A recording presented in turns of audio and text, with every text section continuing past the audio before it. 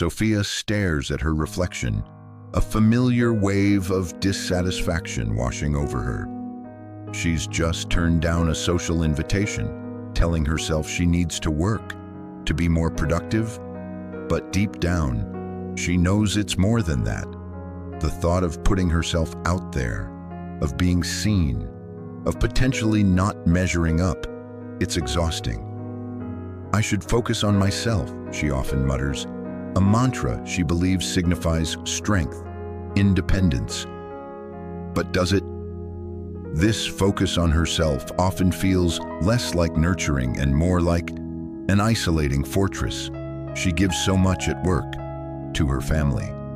Yet when it comes to her own needs, a voice whispers, "That's selfish. Don't be demanding. Don't be too much."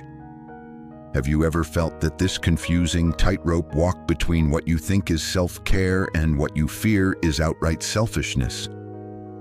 You strive to be a good person, a giving person. You're told to love your neighbor. But what about loving yourself? For many, like Sophia, this idea is fraught with guilt, confusion, or even a sense of unworthiness. Is it truly virtuous to neglect the self in the name of others? Or is this a profound and damaging misunderstanding of what it truly means to love? Today, we journey into the heart of this very paradox, guided by the profound wisdom of Erich Fromm, a thinker who dared to dissect the very fabric of love in our modern age. In his seminal work, The Art of Loving, Fromm offers a revolutionary perspective on self-love, one that shatters common misconceptions and reveals its vital role in our capacity for all other forms of love. We will explore Fromm's powerful argument that genuine self-love is not only not selfish, but its very opposite. We'll uncover why he believed that the inability to love oneself is, in fact, a root cause of our deepest anxieties and our failures in connecting with others. This isn't just a philosophical discussion. This is an invitation to a profound inner shift. By understanding Fromm's insights, you will gain the tools to diagnose the subtle ways you might be neglecting your own well-being, to differentiate true self-care from destructive self-absorption, and to begin the journey of cultivating a healthy, productive love for yourself, the very foundation for a richer, more authentic, and more loving life.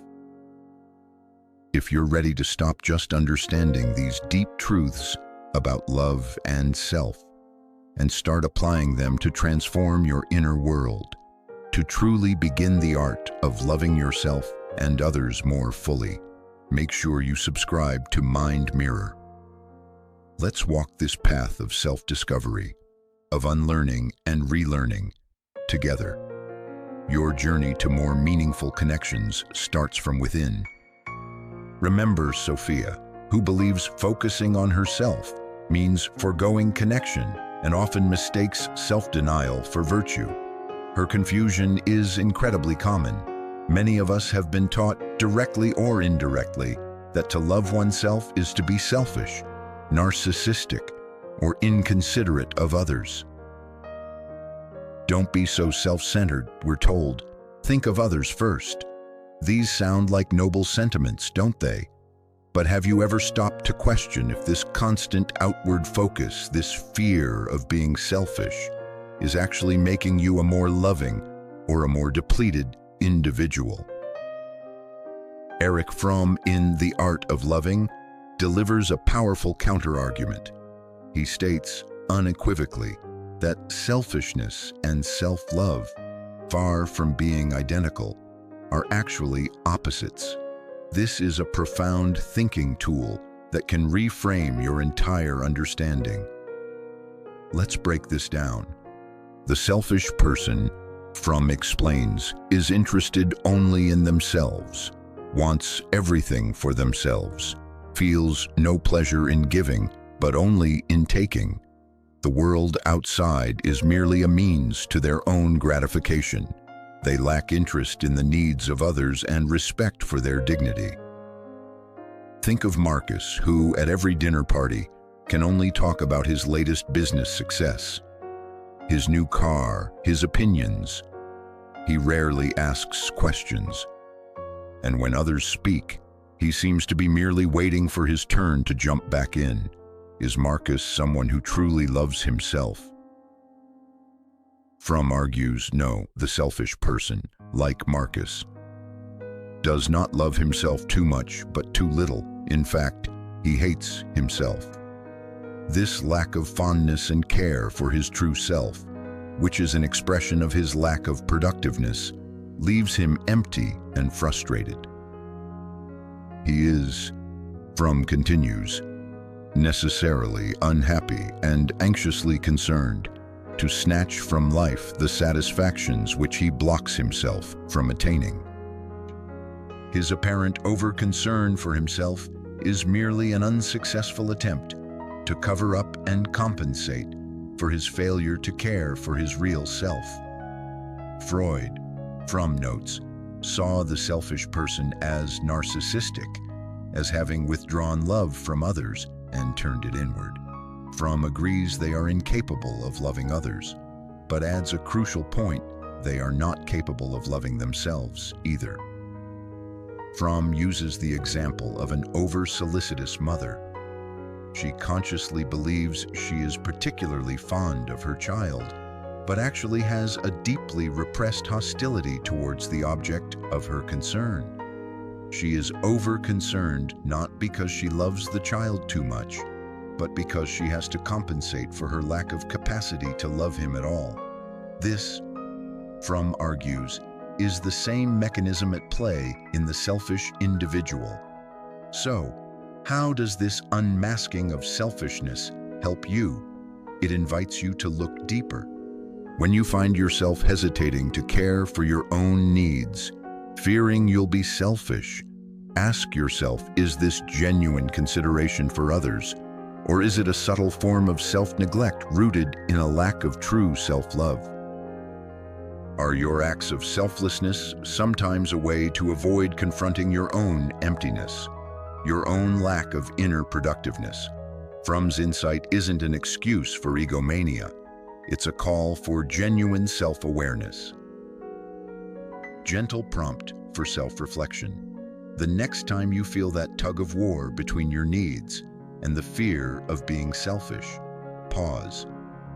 Ask yourself, is this action coming from a place of genuine care for myself and others, or from a place of inner lack, a need to compensate for an unloved self? Recognizing the difference is the first step. So, in essence, Fromm powerfully argues that true self-love is not selfishness, but its direct antithesis. The selfish person is actually starving for genuine self-regard. A challenging thought, isn't it? But if self-love isn't this negative, grasping quality, then what is it? And how does it connect to our ability to love others? Let's delve deeper into Fromm's vision of authentic self-love. We've seen how Sophia struggles, believing that focusing on others is the virtuous path, even if it leaves her feeling depleted. Many of us operate this way. We try to pour love and care into our relationships, our work, our communities, often from a cup that is itself nearly empty. The famous biblical injunction, "Love thy neighbor as thyself," is often quoted. But how many of us truly grasp the profound implication of that final phrase, "as thyself"? Have you ever considered that your capacity to love your neighbor is inextricably linked to your capacity to love yourself? Erich Fromm illuminates this brilliantly. He argues that love, in principle, is indivisible. It's an orientation, a faculty. If it is present, it extends to all objects, including oneself.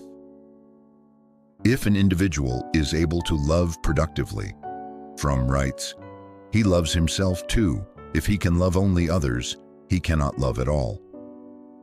This is a cornerstone of his art of loving. It means that genuine love is an expression of our productiveness, our aliveness. And this aliveness cannot be selectively applied only to others while neglecting the self. Think about it.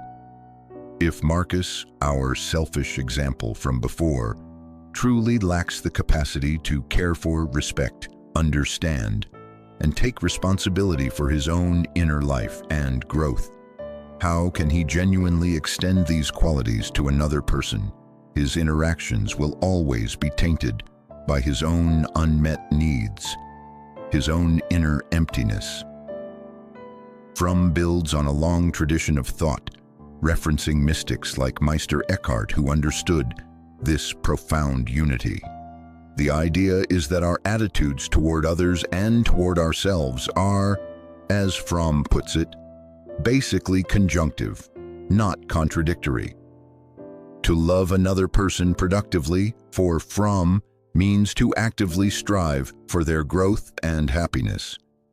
This active striving is rooted in one's own capacity to love. This capacity includes the essential elements he outlines for all forms of love care: responsibility, respect, and knowledge. If I am to truly love my friend, I must care for their well-being, feel responsible in the sense of responding to their needs, respect their unique individuality, and strive to know them deeply. Fromm argues that these same elements must be applied to my own self if my love is to be genuine and sustainable. This means that investing in your own well-being, understanding your own needs, respecting your own boundaries, and taking responsibility for your own growth is not selfish. It is, in fact, an essential prerequisite for being able to truly love others. Are you trying to love others from an empty well?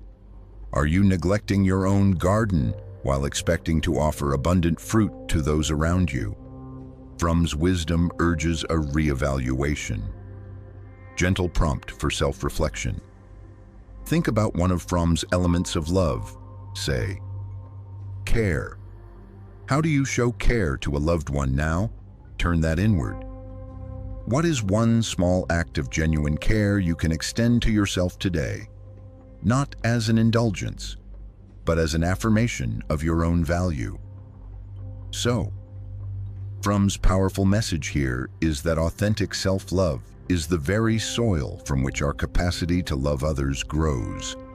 It's not about choosing between yourself and others, but realizing that genuine love is an indivisible force that must include the self.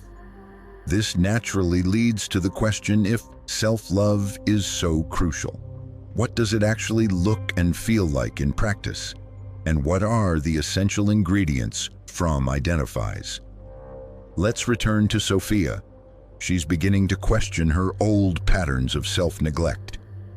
But the idea of loving herself still feels vague, almost uncomfortably self-indulgent. What does that even mean in practical terms, she wonders. How do I do it without just becoming, well, selfish? This is a critical question many of us face. If self-love isn't just pampering or ego-stroking, what are its active ingredients? How do we cultivate this art within ourselves? Fromm provides a clear framework. He identifies 4 basic elements common to all forms of genuine love, and these, he argues, must also be directed towards oneself: care, responsibility, respect, and knowledge. These are your thinking tools for the art of self-loving. Care for yourself. This means an active concern for your own life and growth, just as a mother cares for her child. For Elias, this would mean, instead of harsh self-blame after a mistake, asking, what do I need right now to recover and learn from this? Perhaps it's rest, or talking it through with a trusted friend. Responsibility for yourself. This is not about blame, but about your ability to respond to your own physical and psychic needs. It means taking ownership of your well-being, your choices, your path, Sophia, for instance, taking responsibility for her social isolation, might decide to actively seek out connections, even if it feels uncomfortable at first. Respect for yourself. This means seeing yourself as you are, an individual with unique strengths and weaknesses, without trying to mold yourself into someone else's ideal, and without exploiting yourself for external validation. It's about honoring your own integrity. Marcus, if he respected himself, wouldn't need to constantly boast to feel worthy. Knowledge of yourself. This is not navel-gazing, but a courageous and honest attempt to understand your true motivations, your fears, your desires, your shadow. Fromm says care and responsibility would be blind without knowledge. It's about penetrating beyond the surface self. These 4 elements are not separate compartments. They are interwoven aspects of a single attitude. True self-care isn't just bubble baths. It's also the discipline to pursue your growth, the responsibility to face your challenges, the respect to honor your boundaries, and the knowledge to understand your patterns.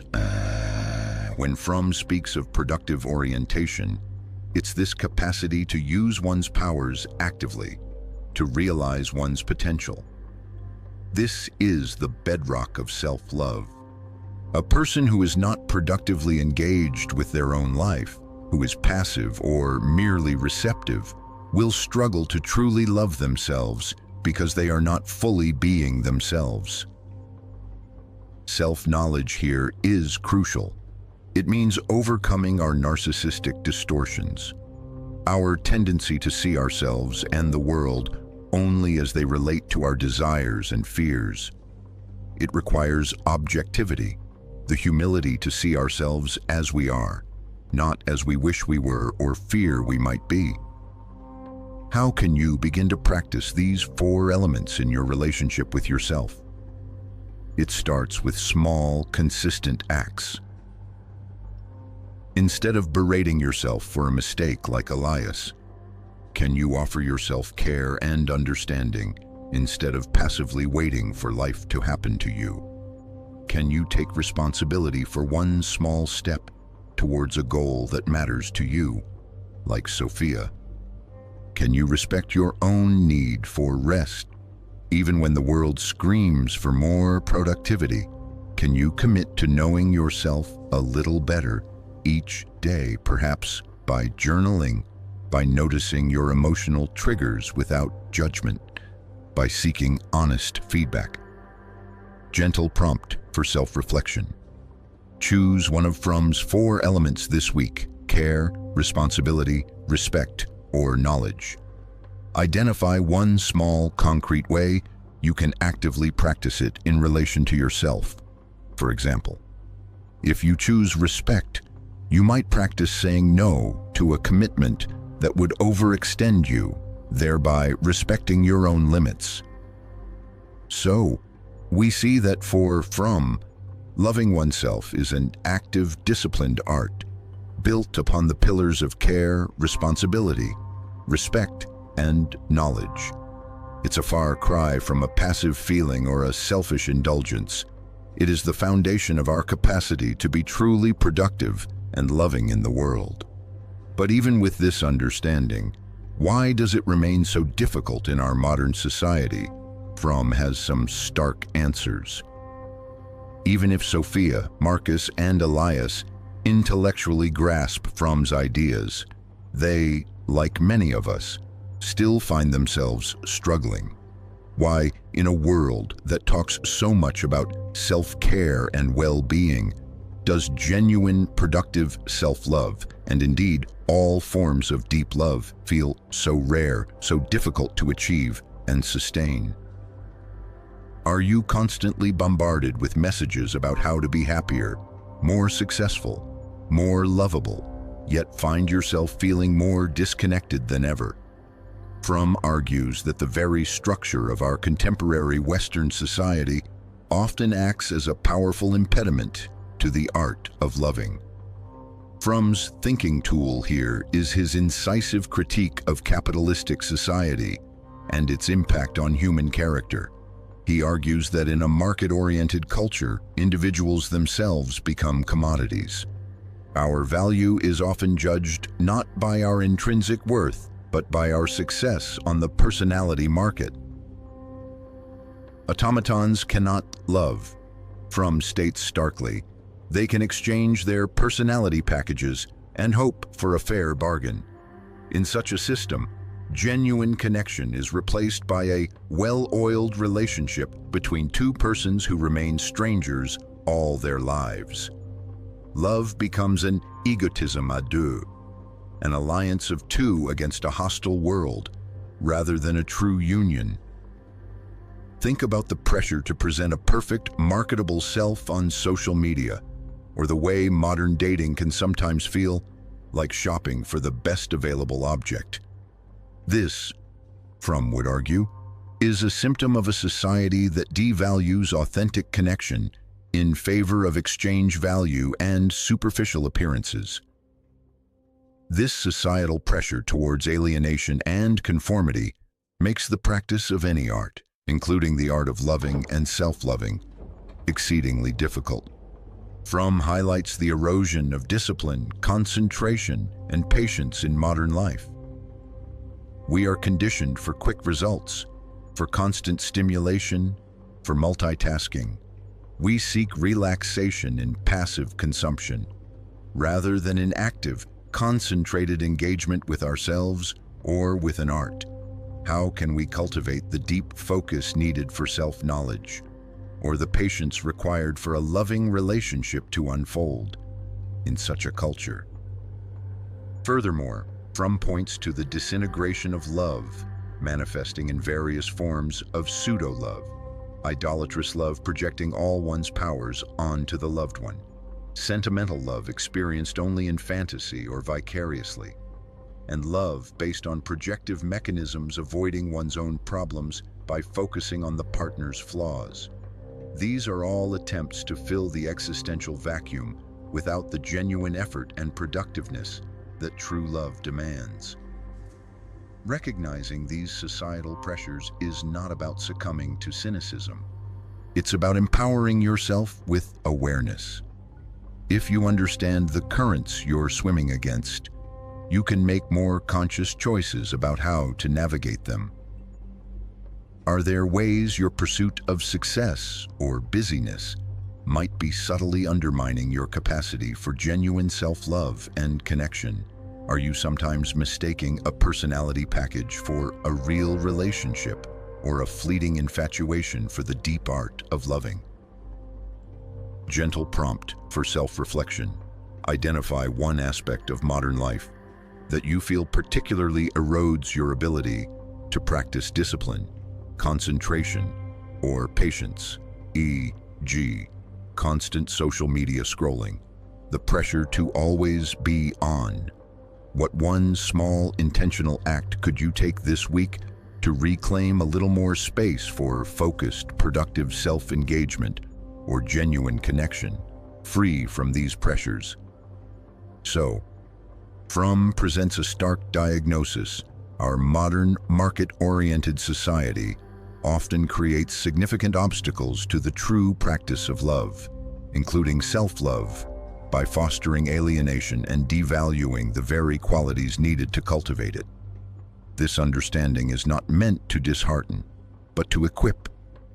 If loving is an art, and if the societal conditions are challenging, then the practice of this art requires even greater consciousness, courage, and a commitment to what Fromm calls a productive orientation. But what does this active practice truly entail? We've unmasked the deceptions around selfishness, understood self-love as foundational, applied its core elements, and acknowledged the societal headwinds. So, for Sophia, for Marcus, for Elias, and for you, what is the ultimate art in the art of loving oneself, the path to a more productive and integrated existence? Fromm emphasizes that the practice of any art requires discipline, concentration, and patience. But for the specific art of loving and self-loving, he highlights three further crucial qualities: faith specifically, rational faith, objectivity and its root, humility, and a general state of productiveness. Rational faith in yourself. This isn't blind belief. It's a conviction rooted in your own experience of your thoughts, feelings, and your capacity for growth and love. It's faith in your core self, your potentialities. Without this faith, you'll constantly seek external validation. Objectivity and reason born from humility. To love yourself, you must see yourself clearly, without narcissistic distortion. This means developing humility, emerging from the dreams of omniscience and omnipotence of childhood, to use your reason to understand your true self, strengths and weaknesses alike. Productiveness. This is the active use of your powers, the realization of your potential. Fromm states, "Love is an activity. If I love, I am in a constant state of active concern. If one is not productive in other spheres, one is not productive in love either." Self-love blossoms from a life actively lived. Overcoming narcissism is key. The narcissistic orientation experiences as real only that which exists within oneself. Objectivity, its opposite, is the faculty to see people and things, including yourself, as they are, separate from your desires and fears. This is essential for genuine self-knowledge, and thus, self-love. These qualities, faith, objectivity, productiveness, are not quick fixes. They are the result of a lifelong commitment to self-development, to waking up, as Fromm puts it. They are the inner work that makes the art of loving oneself, and consequently others, possible. This means the journey to true self-love is an active practice, not a passive state. It requires you to cultivate faith in your own capacity to grow and love, even when you stumble. It asks you to practice seeing yourself with honesty and humility, separating your true self from your ego's distortions. Gentle prompt for self-reflection. Consider Fromm's idea of productiveness. What is one activity, however small, you can engage in this week that allows you to experience your own powers, your own aliveness, your own capacity to create or contribute, purely for the sake of that active engagement, not for external reward? This could be anything from writing, to gardening, to learning a new skill, to offering a genuine act of help. Ultimately, Fromm teaches us that the art of loving oneself is a dedicated practice of cultivating rational faith in our potential, striving for objective self-understanding through humility and reason, and living a productively engaged life. These are not just abstract ideals, but the very tools that allow us to build a foundation of self-love strong enough to truly connect with and love others, and to navigate the complexities of our modern world with greater integrity and meaning. So, throughout this journey with Erich Fromm, we've unmasked the common misconceptions about love, focusing on being loved rather than loving. We've then delved into the 4 essential elements of true loving care: responsibility, respect, and knowledge. We've also confronted the vital importance of self-love as a foundation, and finally, acknowledged the societal challenges and the personal discipline required to practice this profound art. The most powerful takeaway from Fromm's The Art of Loving is this: you have the capacity to cultivate this art. It's not a gift bestowed upon a lucky few, but a skill, a discipline, an orientation that can be learned and practiced. The journey begins with the courageous decision to turn inward, not with judgment, but with the same care, respect, responsibility, and desire for knowledge that you would offer to someone you dearly love. This is not about achieving a state of perfect self-love, but about engaging in the lifelong practice of it.